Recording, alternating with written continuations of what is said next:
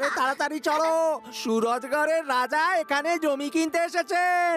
হ্যাঁ হ্যাঁ, চলো চলো, আমরা কখনো রিয়েল রাজা দেখিনি। চলো।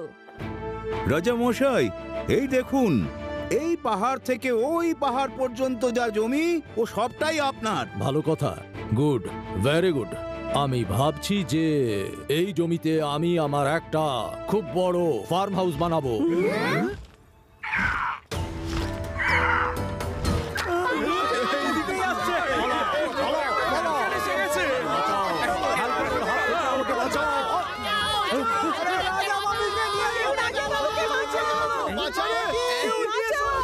আমি শিবা, শিবা, শিবা, হেল্প শিবা। আপনারা চিন্তা করবেন না, আমি এক্ষুনি আসছি। শিবা, আমিও তোমার সাথে আসছি, তুমি ভয় পেও না, দাঁড়াও।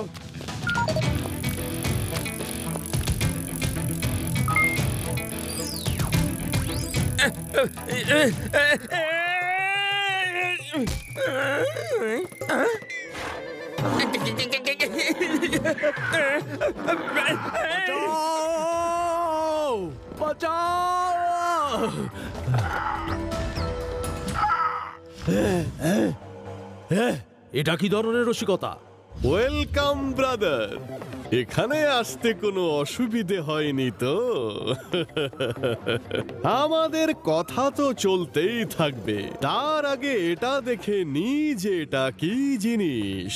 আইয়ো, এই পুচকে একটা বাচ্চা কিরকম শূন্যে সাইকেল চালাচ্ছে। স্পিড বাড়াও।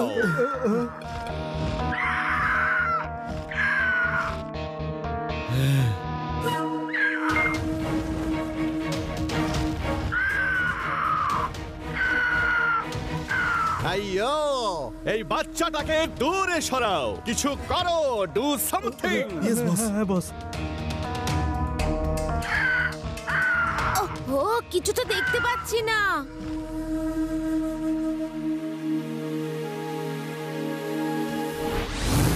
ওই বাজ পাখিটা আসল নয়, ফ্যালকন এত বড় হতে পারে না।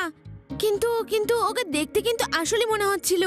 আরে লাড্ডু সিং স্যার, আপনি তো কমান্ডো কোর্স করেছেন, আপনি তদন্ত করুন না। আরে আরে আমি কমান্ডো কোর্স করেছি, ভবিষ্যৎবাণী তো আর শিখিনি যে বলে দেবো রাজা মশাই কোথাও উধাও হয়ে গেছে। এটা শুনে আমার মনে পড়লো যে একবার আমাদের গ্রামে খুব চুরি হচ্ছিল।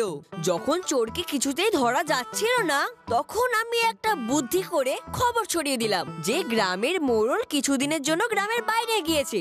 সবাই জানতো যে গ্রামের মোড়লের বাড়িতে অনেক টাকা পয়সা ও গয়নাগাটি রয়েছে। এই খবরটা যখন চোরের কানে গেল, তখন রাত্রে চোর চুরি করতে এলো, আর আমরা সবাই মিলে তাকে ধরে ফেললাম, আর তাকে লাঠি দিয়ে উদ্যম মধ্যম খুব মারলাম। তখন চোরটাই যে সব চুরি করেছে সেটা স্বীকার করে নিল। আরে বাহ আদি, তুমি তো অবাক করে দিলে, তুমি তো আমাদের রাস্তা বলে দিলে। ইয়েস আদি, তুমি আমাদের রাস্তা বলে দিয়েছো। You are intelligent. আরে ইন্টেলিজেন্ট তো আমি ছোট্টবেলা থেকেই, কিন্তু আমি এমন কি করলাম? আরে এবার আমরাও খবর ছড়াবো। আমার মাথায় আছে যে আমাদের কি খবর ছড়াতে হবে যাতে ওরা আবার আসে।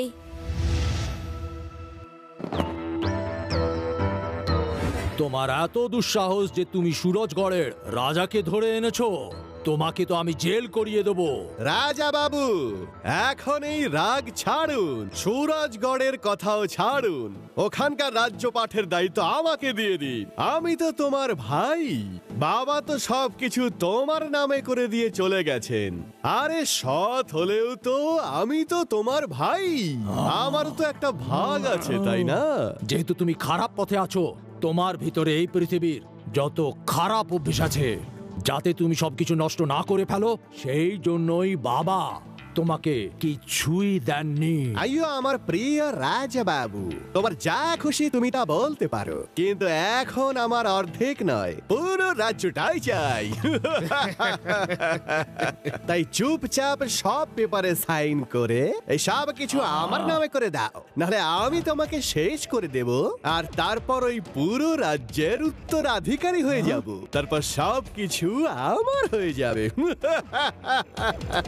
কিছুতেই নয়, কিছুতেই নয়। আমি জানি যে কে রাজা সাহেবকে তুলে নিয়ে গেছে। আইয়ো কে রে ভলিউম বাড়াও। নেংটি পরে ঘুরতো, নেংটি পরে ডাইপার। আইয়ো না ঘুরে বেড়াতো, এ তো মিথ্যে কথা বলছে। নাক দিয়ে সর্দি ছড়তো, আর আমি রুমাল দিয়ে ওর নাক মুছিয়ে দিতাম। ইয়েস, আপনি ঠিক করে আপনার নাক বুঝতেও পারতেন না। আইয়ো চুপ করো, এসব ফালতু কথা বলছে।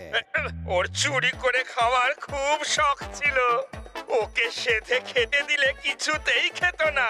জানলা দিয়ে ঢুকে রান্নাঘরে গিয়ে চুরি করেও খাবার খেত। চুরি করা তাহলে আপনার পুরনো অভ্যাস। আইয়ো চুপ করো।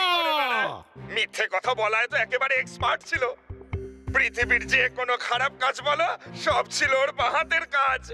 আমি ভয় পেতাম না, আমি ওর কান ধরে হিড় করে টেনে নিয়ে যেতাম।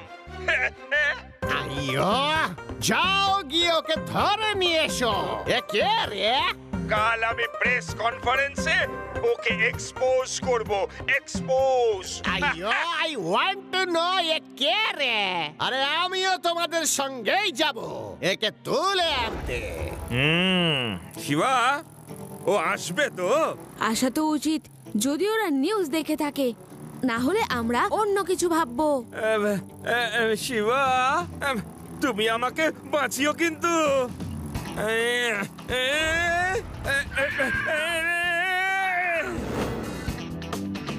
আমাকে কেন ধরে নিয়ে এসেছো? কি করেছি আমি? আগে এটা বলো যে তুমি কে? তুমি টিভিতে কি সব ফালতু কথা বলছিলে যে তুমি আমাকে নেংটি পরে ঘুরতে দেখেছো।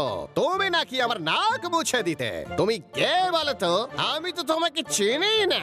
আরে আমি হলাম ইন্সপেক্টর লাড্ডু সিং, লাড্ডু সিং। এখান থেকে 50 কিলোমিটার দূরে যখন কোনো চোর চুরি করতে যায়, তখন লোকে তাকে বলে চুরি করো না, নয়তো লাড্ডু সিং এসে যাবে। আর চোর চুরি করা ছেড়ে দিয়ে সাধু হয়ে যায়। ও তো আমাকে ধরার জন্য চাল চলেছিলে, কিন্তু চাল তো উল্টা হয়ে গেছে। আমাকে ধরার বদলে তুমি ধরা পড়ে গেছো। না না না না না না না, আমি ধরা পড়িনি। শিবা এখনই আসছে তোমাকে ধরতে।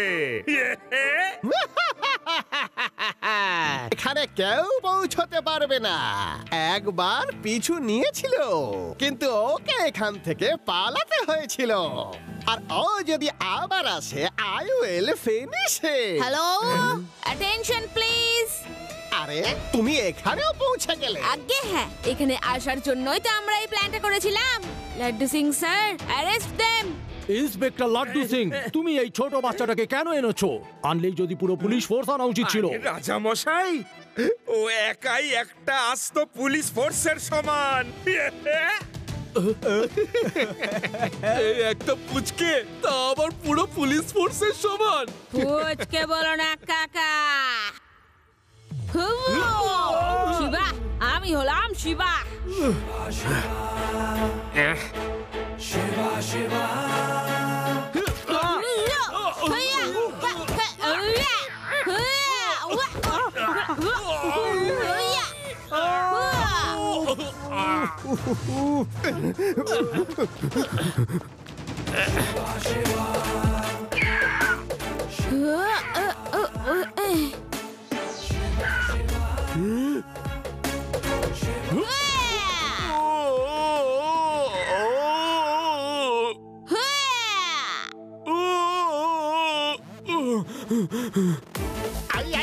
শিবা, আমাকে যেতে দাও।